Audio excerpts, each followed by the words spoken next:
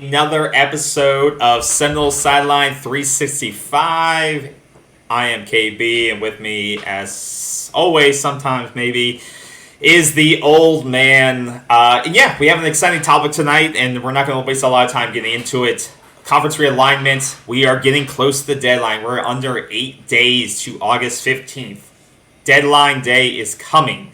Probably one of the biggest deadline. I think people are looking forward more to this than the season kickoff. I think it's 50-50 right now if you would look at Twitter or X or whatever the hell you want to call it. A lot of news out there, a lot of facts, a lot of BS, a lot of, a lot of rumors going around. So we're going to dig into it, and the old man has been monitoring it, and he's going to give you facts. He's going to give you some of what he's hearing, and we're going to break it down for you because we know y'all are busy, so we're going to try to give you the summary of what's going on in the latest of as of August 7th when we break it down. And then we're going to also go over some fall camp notes. They're finally in shells. They're finally in some pads. They're hitting each other, which I think we're all excited to see. So we're starting to see some actual action in fall camp. So some exciting stuff there, and we'll break that down. We'll try to get you in and out so that you can go do what you want to do or go to the next channel. Stick with us. And let us know in the comments. Disagree, like what we're talking about, don't like what we're talking about, but let us know. Also like the video if you don't mind. It really means a lot to us. And let's dig into it. Old man, what is going on? What do we delve into first? Are we talking about realignment or are we talking about camp first? Well, I'll tell you, KB. The last couple of weeks, it's just been a wild show, and most of it, in my opinion, has been pure speculation and rumors. Much spread, much aligned, much written about, not only social media, but also on individual subscription channels that, people are working 24/7 to pay their mortgages, basically, because they have to fill. I'm just being honest about it. Okay. They have to fill space, they have to fill time. And if you have a show that's on 5 days a week and they're on, whether it's 30 minutes a day or an hour and a half a day, there's time to be filled. It is interesting. Don't get me wrong. Oh, this is an interesting topic. I feel like this is, if we didn't have this, it's not boring. It's better than watching baseball. I'd rather be watching this drama, what's going on. Baseball. I know. I personally, I would rather figure out what's going on with this alignment because there's teams, the Pac-12 is imploding. UNC's AD is calling out Florida State. Bubba, is calling us out and stuff. So there's a lot of that's what we're gonna get into just a little bit. But I had to divide it in my head for the show because we wanted to keep people up to date, but not waste their time. I wanted to divide it into facts versus speculation. All right. So focusing primarily on what we care about and what our viewers mainly care about, and that is Florida State. Yeah. So to me, there's two facts that we know. Okay, two facts. Yeah. One is Florida State several months ago had a BOT, which is the Board of Trustees meeting, where they clearly laid out, and Michael Alford did a lot of this, but laid out the disparity in income coming in to the conferences. Yep. So I don't need to reiterate that. Everybody knows what that is. We did a show on that. That's a fact. A fact is they showed up, they gave the presentation. It was very highly professional, and it was very persuasional, let's say. That's fact. Yep. This month, okay, a week, 10 days ago, whatever the hell it was, a few days ago, fact two, the Board of Trustees has another meeting, okay? President McCullough gives, when his turn comes up, they turn the mic to him, he gives a very strong verbal message of dissatisfaction with the current situation in the ACC and how it impacts Florida State for the long-range future. So he tag teams with that previous meeting about the revenue disparity. And he said, basically, we're not going to be able to stay here unless the Wells Fargo's trucks comes with a better financial plan. Yeah. All right? That's a fact. So we have those two facts. Now, that's it for Florida State in terms of facts that I have seen. If I'm wrong, please, someone else show me a fact that's evidence-based of what we could see. All right? Here's what speculation. I call it speculative intelligence, speculative rumor, whatever you want to call it. And I think this had some basis based on those two facts. That FSU, a story came out that FSU was talking with equity firm JP Morgan for the raising of equity funds, okay, to help fund, obviously, a buyout. Now, that's not a fact. It's speculation. Florida State has not confirmed any of that. They didn't put anything out on that. So some source supposedly put that out. Now, that would not surprise me at all.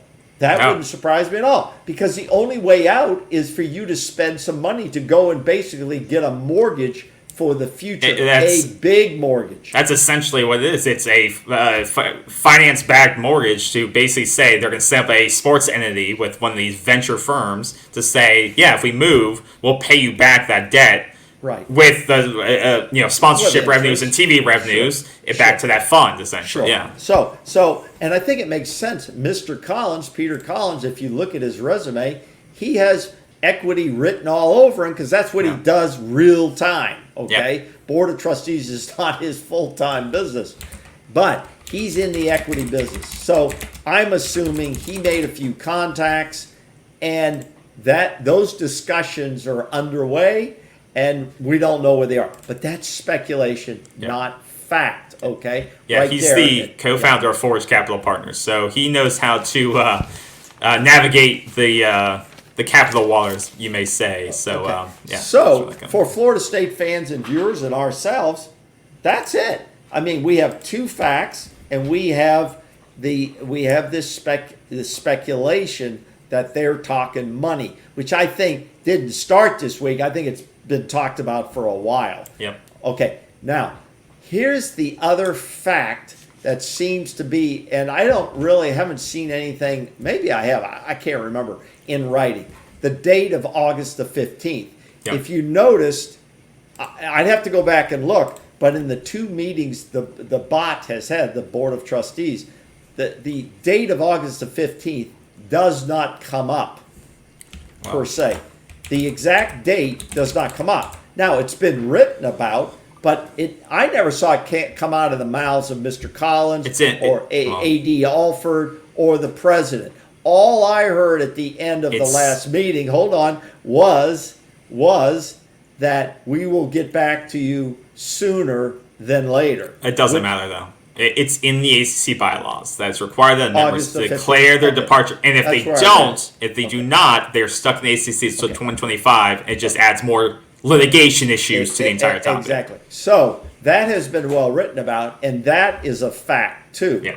Okay. That date is a fact. So, and I think it's if you don't act before the 15th, then you're really delayed for 22 months. Yeah. And something like that. 24 months. Yeah. So that's the facts on realignment for Florida State. Now, what do we have in the other department of rumors and speculation and sources, which we found out how good the Georgia, inside sources were saying KJ Bolden was going to Georgia.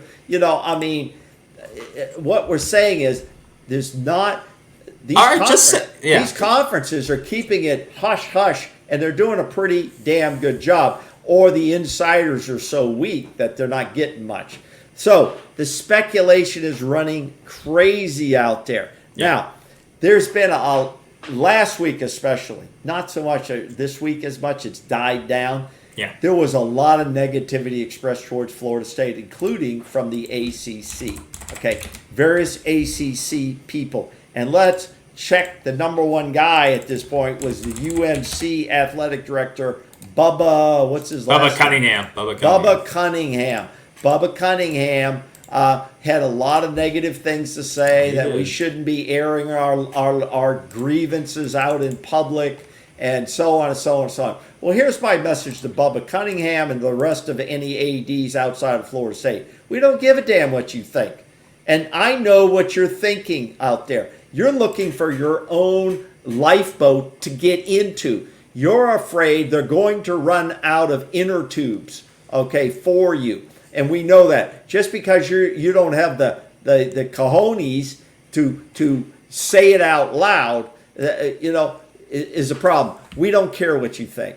That's Florida State's answer, and that's my answer. Not that Florida State said that, but my answer is we don't care what you think. Well, and the thing is that it's not like UNC isn't probably most likely exploring ways to get out of this. Of course. And once again, and correct me if I'm wrong, but I believe they were part of the Magnificent Seven schools. From a couple of months back that negotiated for that uneven revenue distribution in ACC. So to say that UNC isn't looking for more money or more leverage to get out of the ACC or to leverage more benefits out of the ACC is wrong, because they joined those 7 schools who were like, we need more money from the ACC, and they joined that grouping of 7, which included Clemson, UNC, NC State, Virginia Tech, and Florida State and Miami. A couple months back, we were talking about those 7 schools, and now he's coming out blasting Florida State for being basically the team to fall on the sword and say and kind of shake their saber and say, we want out no matter what. So I feel like it kind of came out of left field. I don't know what the benefit it was for him to say that. It's not like UNC is going to get some extra cash by saying that. It just seemed like a bizarre statement that brought no real value to the argument. Well, it's going to make bizarre. North Carolina look really bad if they're on the list to leave. When they say they're basically, North Carolina never has said, neither did Bubba Cunningham. They never said they weren't looking to leave. They just said they didn't like the loudness of the chatter coming out of the Florida State camp. Well, let's not go over this too much because it's not worth it. It's Bubba Cunningham. We don't really give a damn what you think, okay? Yeah. We are going to do, like our Board of Trustees says, we're going to do what's best for Florida State. Whether you like it or anybody else, nobody cares, okay? So here's something that I thought was very, very interesting. There were some media hosts out there outside of the Florida State media hosts were saying, well, all I hear is FSU screaming that they don't get enough money. Well, let me tell you this. It's all about the money. That's what it is, okay? Whether Max Alvarez from our Board of Trustees says it's about big business, whether Deion Sanders says it's about chasing a bag, the whole thing is about money. And I listened to something very, very good, and this is a fact, okay? There was a show I watched, a media show on YouTube that really broke down what it's about, and that is your TV value. The TV stations, the TV networks, the Foxes, the NBC, the CBS, the ESPN, they all put a value on your program for sports, primarily being football, of course, followed by basketball at a much differential there. How much value do you bring to our network, and how many viewers do you bring? Okay? How many viewers do you bring? It's just like we may reach out to some host, or not a host, but a guest to come on our show, and they're going to look at what?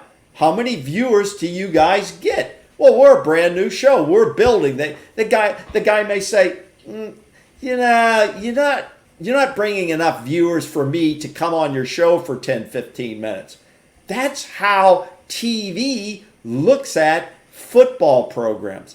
They look at it as, what is the brand and how many viewers can you bring to this conference if we're signed up? And conferences also look at that viewership, period.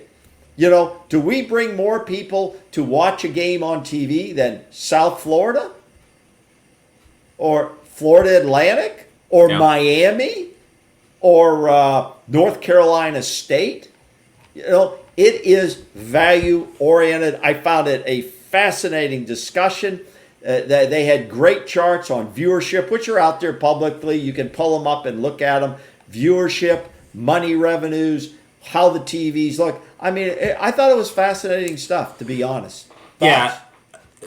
Yeah, that's all fascinating. But I know what you said is totally accurate, and I think it's fascinating. What I find fascinating, though, and I think for all fans of the ACC, and Florida State fans in particular, is looking back at how this all came to be and why it came to be and why we're stuck in what we're stuck in today. And where did granite rights originate and why did they originate? You can still see the articles from 2013 of when this was seen as a huge win for the ACC in terms of eschewing the exit fee model of $50 million when Maryland was leaving for the granite rights model, which was meant to, as it says here, is to solidify the league from Big Ten or other conference realignment poachers. In 2013, 10 years ago. What a great article. Yeah, look at that. How big, and remember, the grant of rights was something that all the presidents and ADs from all these schools had to sign off on. They gave their rights to the ACC to negotiate upon. They signed off on this deal.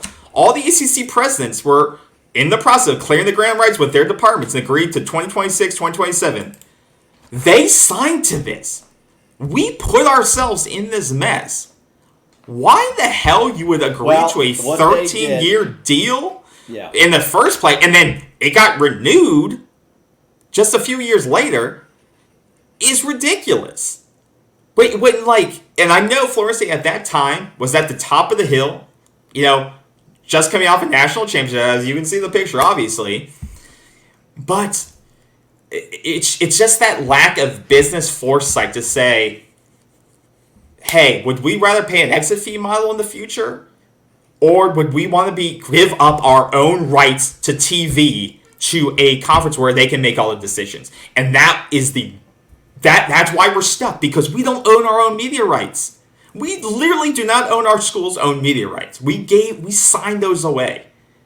Well, and I think that's the most disturbing part about this. That's a great article you pulled up there. It's kind of like in finances when you invest, your money and stuff. Do you take the safer bet, the CD, where it's getting 3%? You know what I mean? Maybe 4%.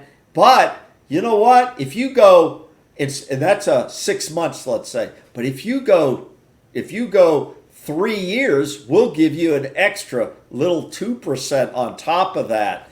But you're locked in.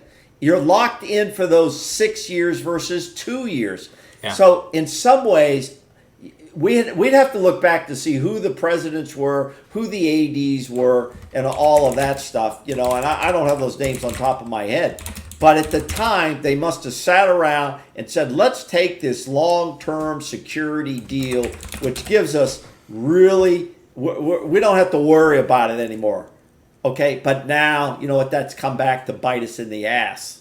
Thrasher took over the year after. So it was Eric Barron, and then Thrasher took over. Eric Barron. Yeah, and then Thrasher took over. And so on.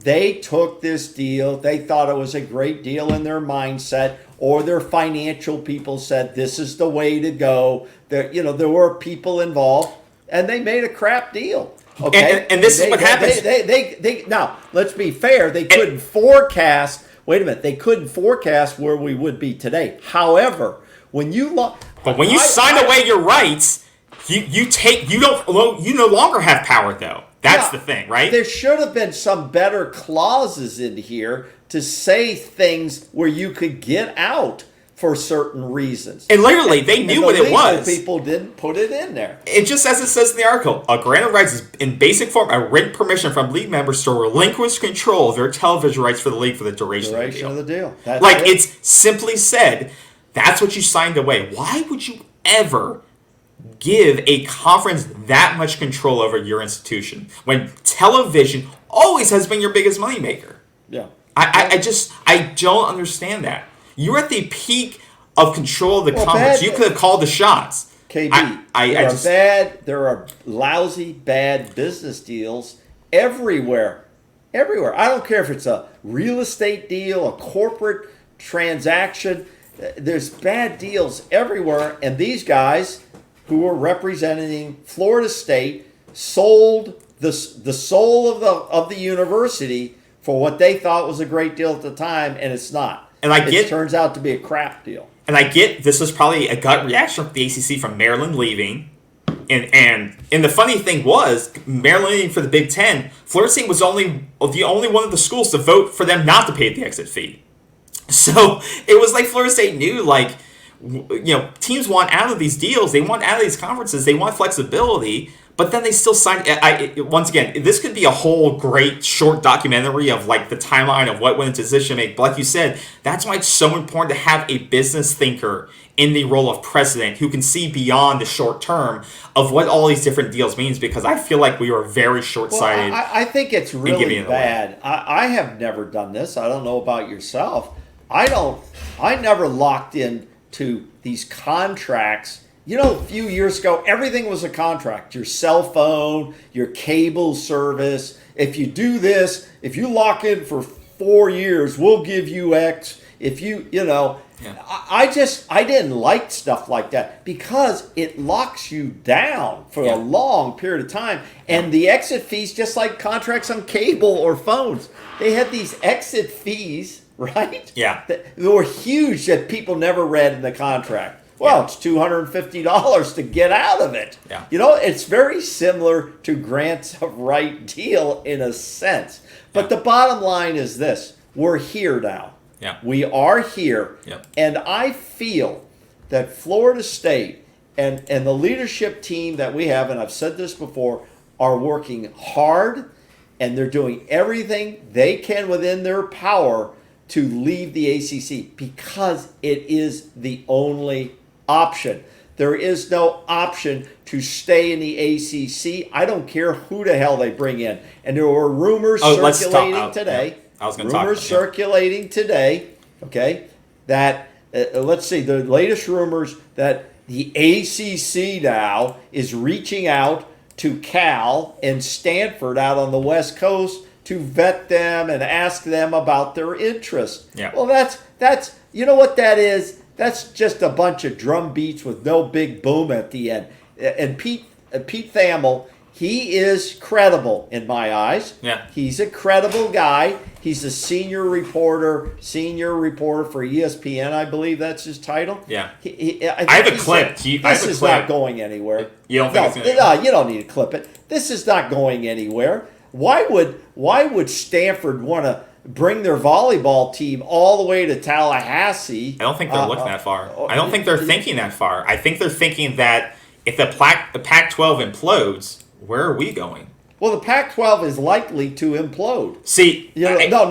But no, what it is imploded. It's done. I agree with you. It's done. No, they have 4 teams that got to find a home. So look at this. That's the Pac-4 right now is what it is. Yeah. But let's stay on this for a minute. This is their other option. To your point, in this tweet thread, this was kind of why I love Twitter, because some people have very insightful responses.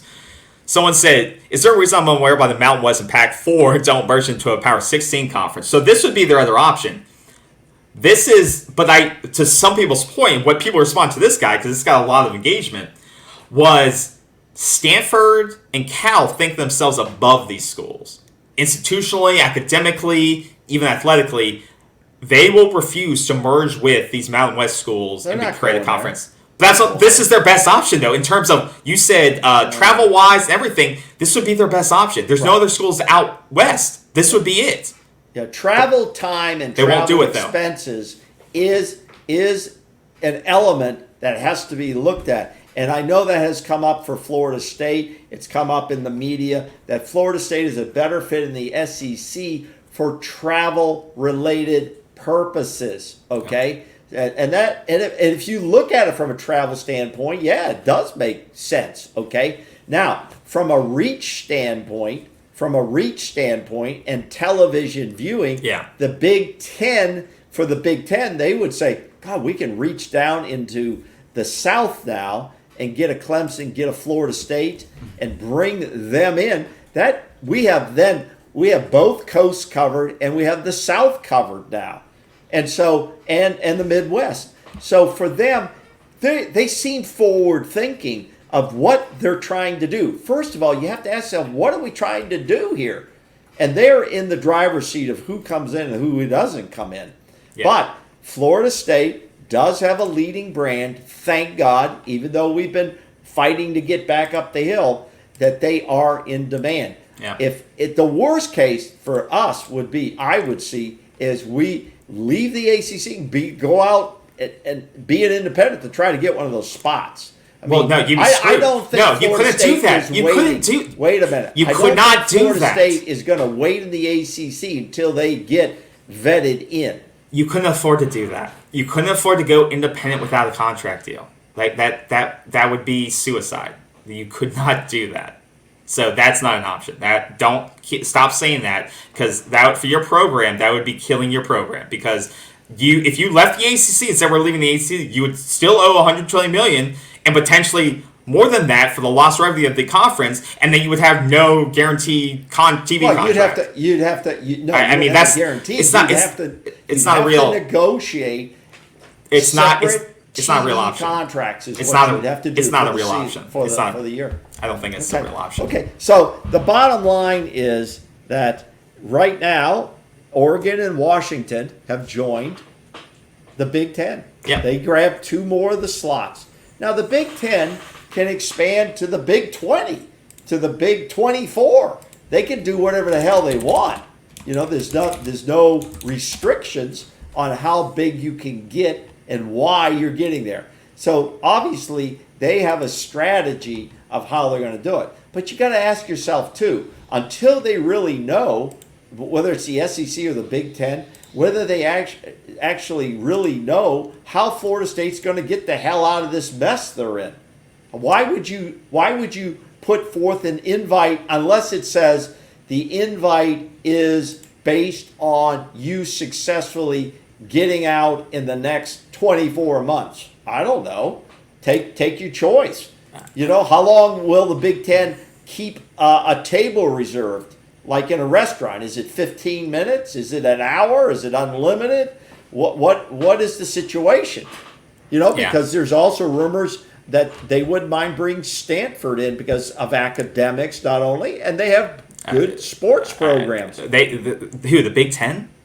Yeah, the Big Ten's not going to add another California school. They don't. No, I don't. In the same market as UCLA and USC, they don't it doesn't. Need one. They're not going to do one. that. But I'm saying, I wouldn't rule anything out. The rumors, the speculation that's out there is filling a lot of time for people. But the facts are few at this point, especially on the Florida State end. But we do know this. We're going to learn a lot on the August the 15th date. Florida State, if they're going to send forth a letter of intent, it doesn't have to go out on the 10th or the 12th. It can go out as late as the 15th, as long as it's stamped like the IRS taxes, and it gets there. That's the key date. The question is, if it doesn't go out, what will FSU viewers and fans be thinking about? What will you be thinking about, KB? Yeah. Well, if that happens, then... Well, it goes back into what I was going to say, is that I believe that either way, Florida State will likely have to fight this through a type of court system. Regardless if they announce before or after, the ACC is not just. I'm not asking about what they're going to do after. Well, it doesn't matter. It's either going to add more. It's going to add more litigation to the case. Then they may not announce, but they'll add more litigation if they leave afterwards. They may decide we're not ready to announce yet. We're not ready to turn in a letter. But either way, we feel like we have to fight in court anyway, so it doesn't matter if we return it today or return it 3 weeks from now. We're going to have to fight it. Maybe it's better for us to wait and put our court case together or try to find that loophole or whatever it is if 3 weeks later from now. Well, how do you even start a court case if you don't submit a letter? The letter just means you have an intention to depart. It doesn't have to say anything that I'm aware of that we're going to bring a court action against you. It doesn't say here's our timeline. But that intention to depart. It's an intention we're leaving. Okay, I will be disappointed. Can you listen for 2 seconds? I will be disappointed. I will be very disappointed if we don't do that. If we don't do that, I think. But once again, we've already set up the fans for that date. But I'll be a little disappointed. Yeah, all the media has set up people for that date. Florida State trustees hasn't. They tease around some things, but they haven't set a date. You even set yourself. No, they haven't set the date. It's all been the media saying the date. Right. So you can't put on Florida State because they haven't said anything about it. They haven't said we're going to make the big announcement on the 15th. So it's on us. It's on the media for teasing that it's going to happen. So let's get that straight. The second thing is that just because they announce they're leaving doesn't make the GOR magically disappear. You're still going to have to fight that. So it really doesn't matter if they announce it because they still have it. It's still in place. It just makes the intention to leave. Okay. So that's what I'm saying. Fair. You still have the GOR issue in place. It's still there. No, it doesn't disappear. You're right. That's why, for me, if they announce it or not on the 15th, before the 15th, it doesn't matter because it's still there, and you're still going to have to find a way to get out of it. And in my opinion, there was a great article posted by actually the Miami blog. They one of the writers there, Robert Weaver, who actually he's like a patent attorney or intellectual property attorney. He did a great breakdown. And I agree with him. He said they have three options. You know, Who you can has leave three options. Florida State. Well, he said Miami, but I think it could easily apply to Florida State. Could apply to anybody. Okay. Yeah. So option was to leave the ACC and fight the grant of media rights, which is true. So you would have to give up that $120 million, and then you would have to fight, that media rights deal, whether that's in court. And he brought up some good points in his article, and he said that the ACC may not care on their end that if Florida State goes to the SEC because they already have a deal with the SEC, right? Or if they go, if the Big Ten, or if you go to the Big Ten and the Big Ten's like, hey, we'll be willing to pay for Florida State's loss of revenue for the conference because we actually prefer the matchups now than the matchups they had before. But if Florida State were to go to the SEC with the ACC, they still already have that contract in place with the SEC. It's kind of a lateral move media-wise. It's actually even better because the matchups of, you probably have more primetime matchups in the SEC than you would have in the ACC. Probably increases the contract value than you had before. So in that regard, the ACC may try to sue and say, hey, Florida State left, they're breaching their contract with the media, but ESPN may be saying, well, really, we're on our side, we don't care. We're not gonna, so you may actually get that part thrown out, and you may get kind of injunctions, as he says in the article, are hard to get in these types of, where you're trying to get monetary damages and stuff like that. So I'm not going to get into too much in legal lingo, but it's good. So that is the one option, which is an interesting one. The second one, and you brought this up a couple of days ago or a couple of shows ago, was that you wait for public schools to wreck the ACC and then leave. So as you said, this doesn't apply to Miami. They're a private institution. But for FSU, who, and Clemson, I believe, who's a private school, they have sovereign immunity, right? And so they have a little bit of protection from some of these lawsuits from the ACC because they're considered part of the state government, right? So there are some interesting, cases with what happened with Texas Tech and Mike Leach's contract. And now that's not going to apply to all members of the ACC. And as he points out, Miami is a different thing because they're a private university.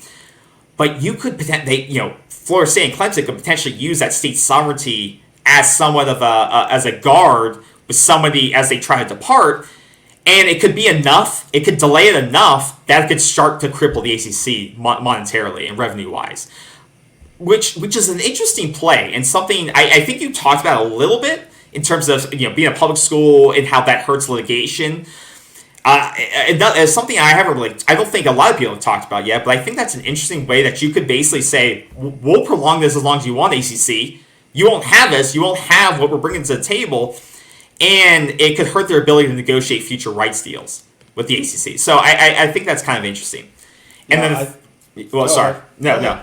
What are your thoughts on that option? My final thoughts on this, and I don't want to rattle on too long on this because the facts are few at this point, as I've said, is what concerns me just thinking and watching it every day. Oh, well, okay. If you're not going to comment, I had the third option. There's one go ahead, option. Then I'll finish mine. Yeah. So the third option was Magnificent 7 becomes the Magnificent 12.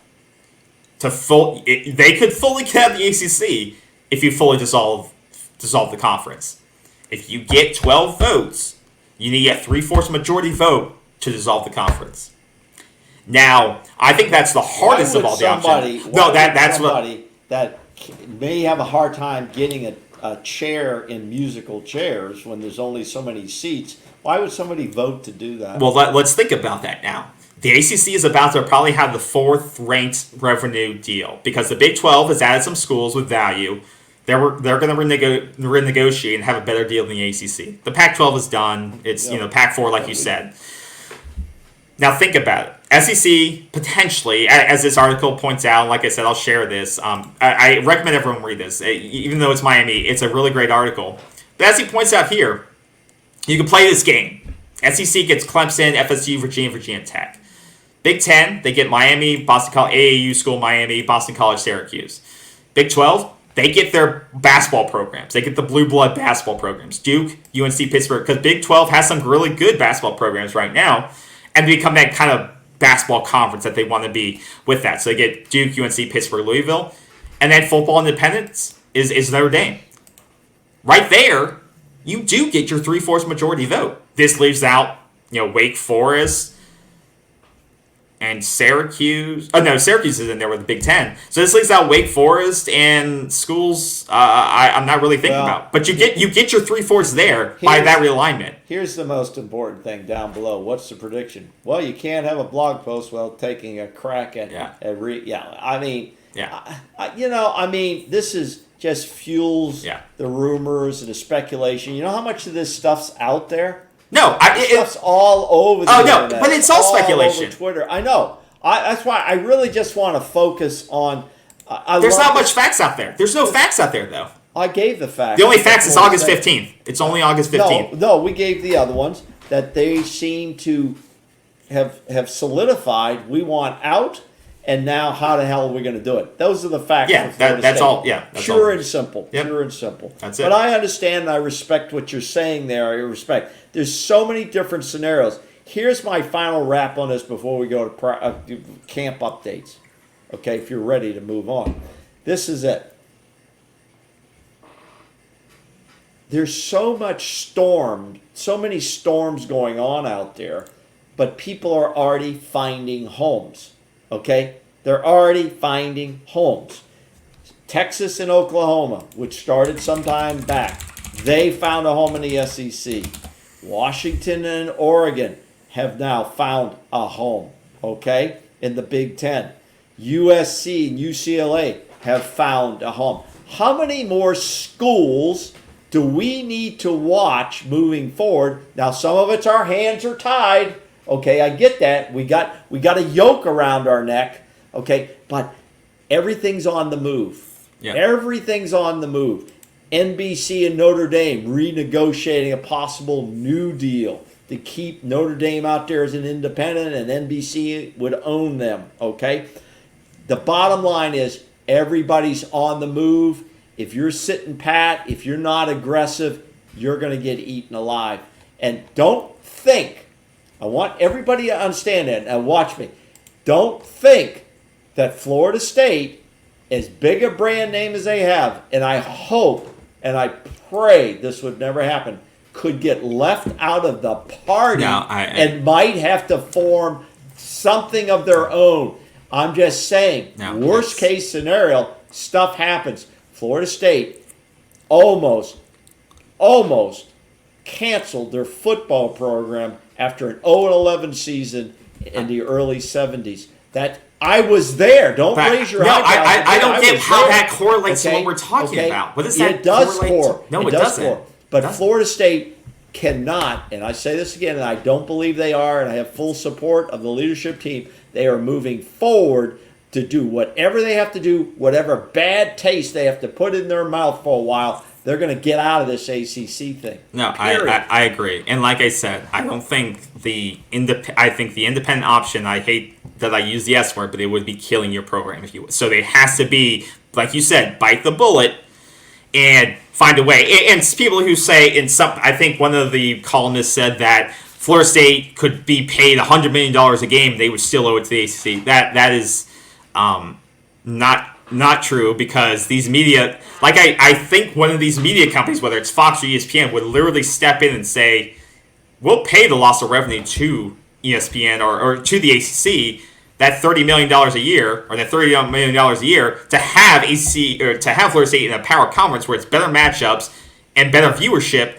than what we're getting today. I think something like that will happen. So I agree with you. They have to bite the bullet. They have to. It's going to be an ugly battle, but I believe it'll be worth it in the end. Florida State has said basically publicly in a way that we've been using the greatest resources for several months now. And our resources would be the best contract law people they can find, the best and the best equity people they can find to sit in a room and try to figure this out. Okay, and then comments back and forth to the ACC and maybe the TV people. Everybody's involved.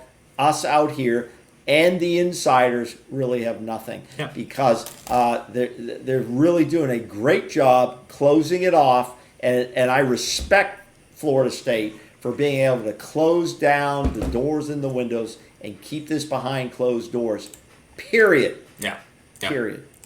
And like last thing, like I said, if you like speculation, and I know it's Miami, this how Miami could and FSU probably will leave the ACC is a very, by a lawyer, it's an interesting option article of what could happen. But understand, Miami's a private university in Florida. He points it out. He points it out in the article. That's literally what I said. Yeah, it's a good article. I encourage people to check it out. I read all kind of people. Don't have your mind just set on one long-term Florida State media program.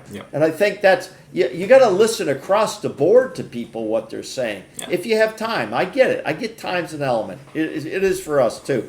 Now, let's go to something very important, and that is what's going on in camp updates. The first thing is a rumor came out, and I had it up here. It came out from somebody in the Florida State media here, and let's see if I can find it again, that there was speculation. Oh, here it is. It's from chopchat.com. There we go. And it's about Darrell Jackson. Did his waiver get approved? They thought there was some positive media from Darrell, but it's nothing conclusive. That tomorrow, maybe it's funny how this guy, whoever wrote this, he writes, I think one of the early questions tomorrow for Mike Norvell after practice will be about Darrell Jackson's waiver. You know, as far as I know, that they don't even allow him to bring those damn questions up. But, you know, that's another thing that I'm going to air out a little bit. We don't know what the FSU official media guy tells these beat reporters you can ask and what you can't ask. Obviously, you can't ask about medical issues with players or injuries with players, but it seems like Darrell Jackson's also off the table. And I think maybe that's a little too strict because I've got to air this out. I watch a lot of this stuff. I don't need to be standing there. I don't need to be asking the question. I'd like to be, but they probably wouldn't like some of my questions as professional as they might be. Okay, as professional as they might be. Yeah. That you got a problem with that? I don't know if they. Okay, you tell me a question that I asked that's not professional. Okay, is that sometimes the questions are so softball. I'll ask the fans, watch some of those interviews of Mike Norvell after practice. Mike Norvell is perfect A+ on coach talk. Hey, what about this interview? Hold on for a minute. Yeah, I know you can bring that up in a second. Hold on for a minute. Mike Norvell performs great, and the beat reporters perform softball questions, beach ball type questions, which I get maybe they're instructed to have to do that. But then I hear them off camera go, "Well, I asked some tough questions today." Are you kidding me? I mean, those Mike Norvell things, he does his job perfectly. Gives you nothing. They're kind of boring.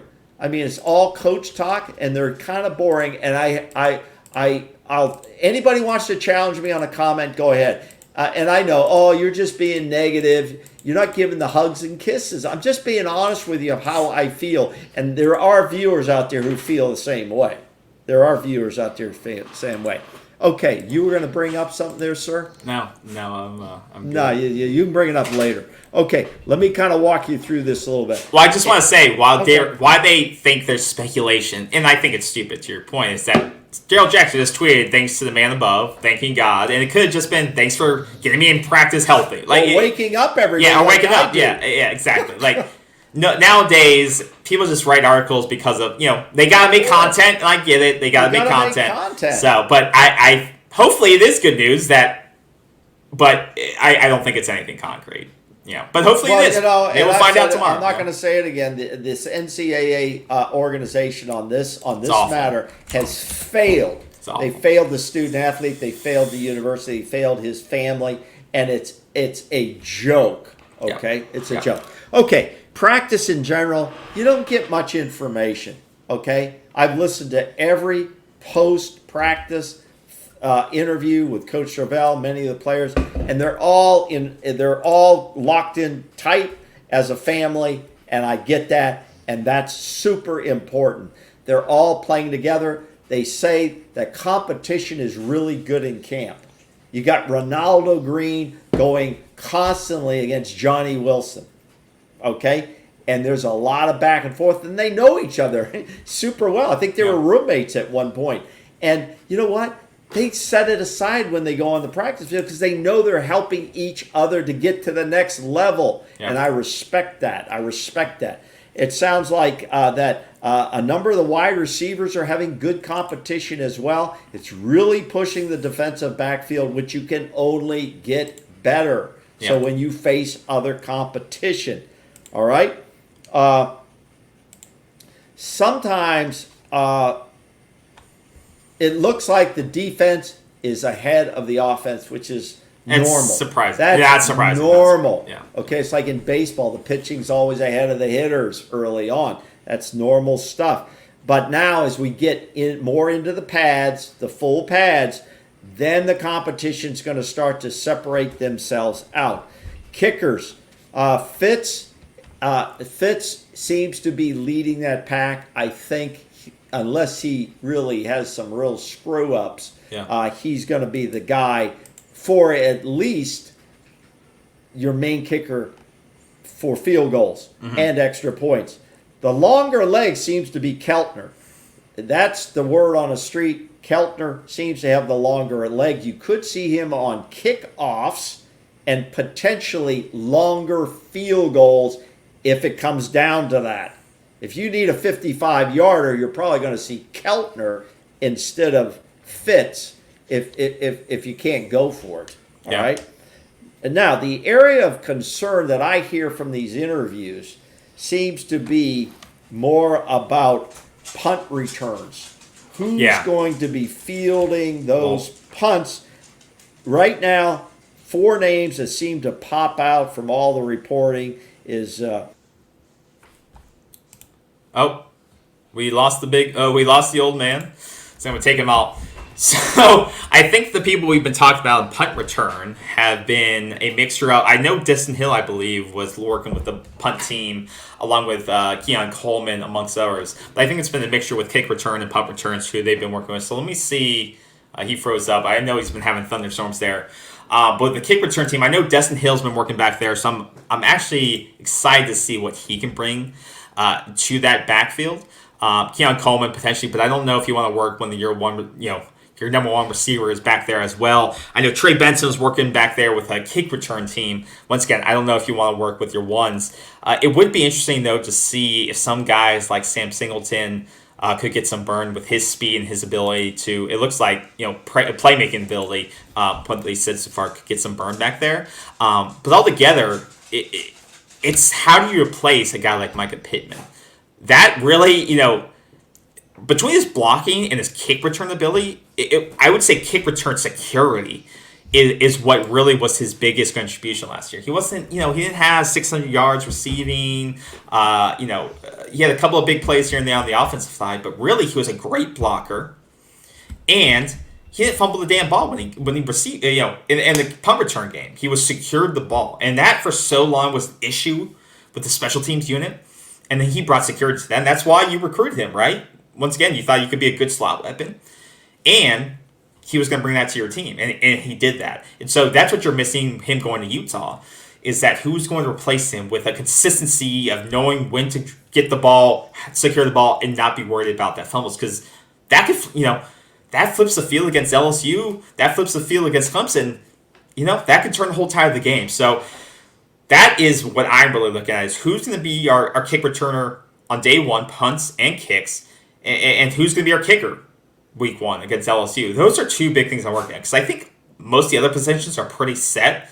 Most of them are battling for backup roles right now, in my opinion, in some of these freshman roles, seeing if they can get slotted in. Because we talked about, or we've seen some good feedback from the guys like Sam Singleton and Destin Hill and stuff like that, getting some good burn and showing some good plays off. But those positions are so deep that they're not going to probably be able to crack them until later in the season or against like cupcakes.